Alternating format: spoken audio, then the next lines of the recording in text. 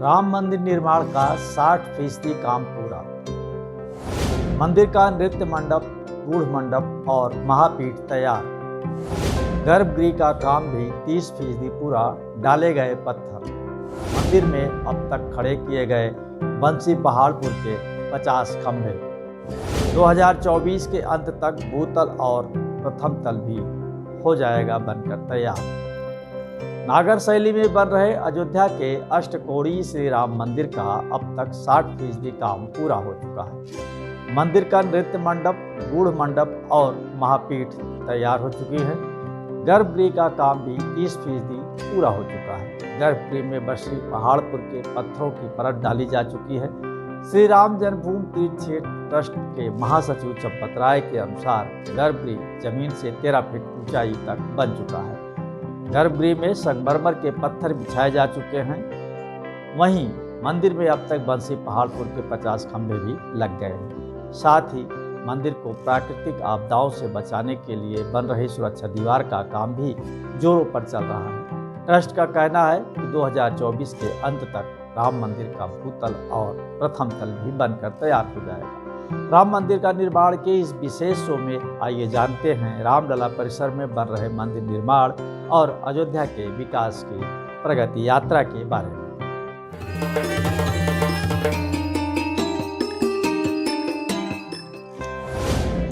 राम मंदिर के विशेष झरोखे को बनाने में जुटे 4 संस्थानों के वैज्ञानिक।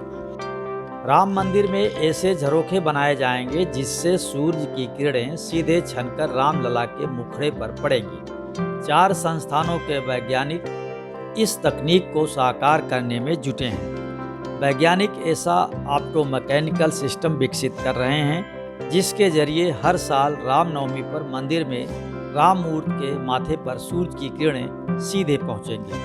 रामनवमी पर जब रामलला का प्राकटोत्सव मनाया जा रहा होगा, उसी क्षण सूर्य की किरणें भगवान का अभिषेक करेंगी। ऑप्टोमैकेनिकल सिस्टम में लेंस, दर्पण और माइक्रो कंट्रोलर का उपयोग होगा जिससे सूर्य की बदलती स्थिति के साथ तालमेल बिठाया जाएगा।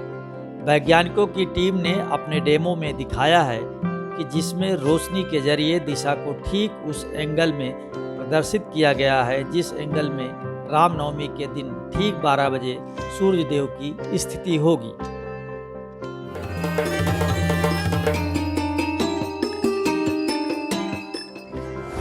जन्मभूमि पथ पर एक साथ चलेंगे 1 लाख श्रद्धालु।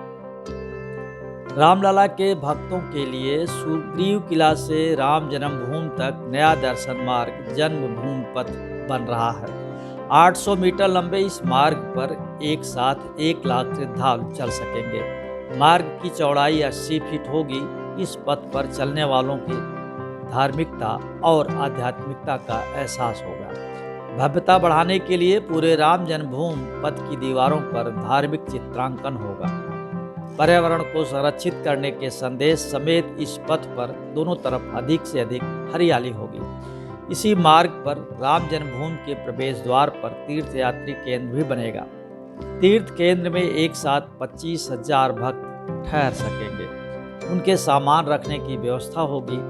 साथ ही ट्रस्ट द्वारा दिव्यांग भक्तों के लिए भी विभिन्न प्रकार की व्यवस्थाएं की जा रही हैं ताकि वे अपने आराध्य का दर्शन सुलभता से कर सकें। यहीं श्रद्धालुओं को पार्किंग की सुविधा भी दी जाएगी।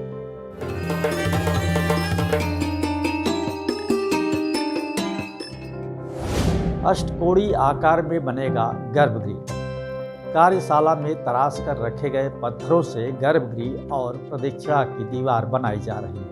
अष्टकोणीय आकार में बनने वाले गर्भगृह में मकराना के सफ़ेद संगमरमर के नक्काशीदार कुल 8 स्तंभ होंगे। अब तक 2 स्तंभ खड़े हो गए हैं। जहां पर तांबे की पाइप लगी है वहीं पर 2-2.5 फीट का सफ़ेद संगमरमर का फाउंडेशन तैयार कर इस पर 5 फीट ऊंची रामलला की मूर्ति स्थापित की जाएगी। जल्द ही राम मंदिर के परकोटे का काम भी शुरू होने वाला है। परकोटा राम मंदिर से 27 मीटर दूर मंदिर के चारों तरफ निर्मित किया जाएगा जिसकी लंबाई 800 मीटर होगी। परकोटा 14 फीट चौड़ा होगा। परकोटे के भीतर यात्रियों के लिए कई सुविधाएं भी विकसित करने की योजना है। मंदिर में लगने वाले सभी पत्थरों पर QR कोड पड़े हैं। जिससे एक एक पत्थर कहाँ कहाँ लगेगा इसकी पूरी जानकारी उपलब्ध होगी।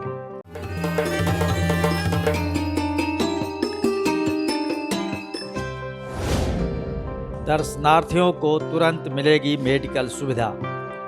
राम मंदिर के ट्रस्टी डॉक्टर अनिल मिश्र के अनुसार राम मंदिर निर्माण के समानांतर ही भक्तों के लिए कई तरह की सुविधाएं विकसित करने का काम भी चल रहा है। इसी क्रम में रामलला के दर्शनार्थियों के लिए आपात मेडिकल सुविधा भी उपलब्ध होगी। इसके लिए रामलला के दर्शन मार्ग पर मेडिकल यूनिट की स्थापना की जाएगी। राम जन्मभूमि ट्रस्ट और सुरक्षा एजेंसियां प्राथमिक उपचार के व्यवस्था पर नज़र रखेंगी। पहली मेडिकल यूनिट राम जन्मभूमि के क्रॉसिंग टू बैरियर पर स्थापित की जा रही है।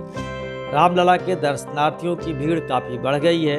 इसमें हर वर्ग के दर्शनार्थी, बच्चे, वृद्ध, महिलाएं, युवा शामिल होते हैं। भीषण गर्मी और ठंडी के दौरान या फिर भीड़ के दबाव के चलते अक्सर श्रद्धालुओं की तबीयत बिगड़ जाती है। मेडिकल यूनिट में श्रद्धालुओं को तत्काल प्राथमिक उपचार मिल सकेगा। श्री राम जन्मभूमि परिसर में एम्बुलेंस की व्यवस्था पहले से ही है।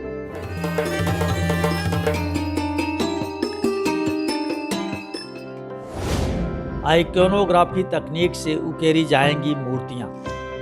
श्री राम जन्मभूमि में निर्माणाधीन राम मंदिर वास्तुकला की दृष्टि से भी अनुपम होगा।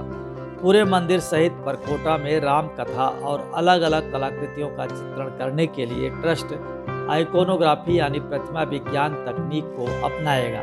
इस तकनीक से किया गया चित्रण मूर्तियों की भव्यता और प्राचीनता की अलग छाप छोड़ेगा। मंदिर संपूर्ण परिसर में धार्मिक चित्रांकन किया जाना है। इसके लिए इंजीनियरों ने आइकोनोग्राफी तकनीक अपनाने का सुझाव दिया है।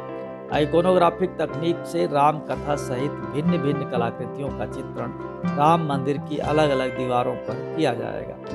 दशावतार, नवग्रह, शक्तिपीठ, शुभता के संकेत, कलश, पुष्प, स्वास्तिक आदि का चित्रण मंदिर की दीवारों पर होगा। शास्त्रों और पौराणिक ग्रंथों में मंदिर में बनने वाली मूर्तियों का जो वर्णन है उसकी जानकारी एकत्रित की जा रही है। इन्हें नई तकनीक से बनाया जाएगा ताकि तकनीक के मामले में भी देश के चुनिंदा मंदिरों में राम मंदिर की गणना हो सके।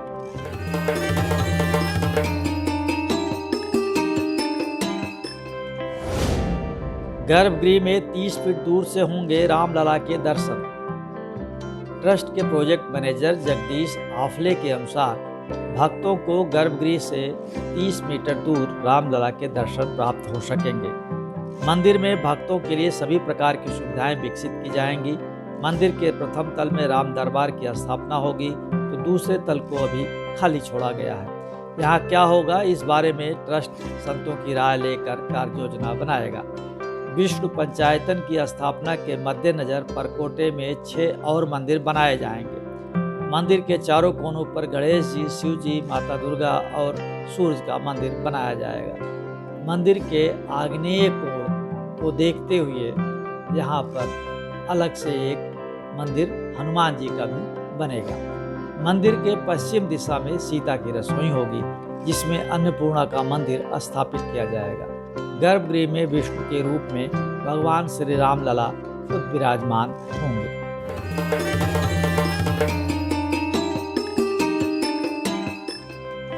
राम पथ पर ई-व्हीकल ही चलेंगे। राम मंदिर का निर्माण काल एक नए युग का सूत्रपात है। रामनगरी में अब भक्तों की संख्या 3 गुना बढ़ गई है। आगे ये भीड़ और बढ़ेगी। इसी के मद्देनजर भक्तों के लिए सुविधाएं बढ़ाने का काम भी ट्रस्ट ने तेज कर दिया है। राम पथ पर केवल इलेक्ट्रिक व्हीकल ही चलाए जाएंगे। इस पर बैटरी रिक्शा या इलेक्ट्रिक वाहनों के ही आवागमन को मंजूरी मिलेगी। ट्रस्ट का कहना है कि राम जन्मभूमि परिसर सहित दर्शन मार्ग को भी इको फ्रेंडली बनाए जाने की तैयारी है। श्रद्धालु जिस मार्ग से राम जन्मभूमि में प्रवेश करेंगे उसी मार्ग से वे वापस आ सकें, इसकी भी रूपरेखा ट्रस्ट ने तैयार कर रही है। राम मंदिर निर्माण का इस विशेष शो में आज बस इतना ही। ये शो आपको पसंद आया तो लाइक करें, शेयर करें और हाँ, कमेंट बॉक्स में अपनी बात ज़रूर लिखें। अगले हफ्ते फिर मिलेंगे कुछ और नई जानकारियों के साथ। जय श्री राम।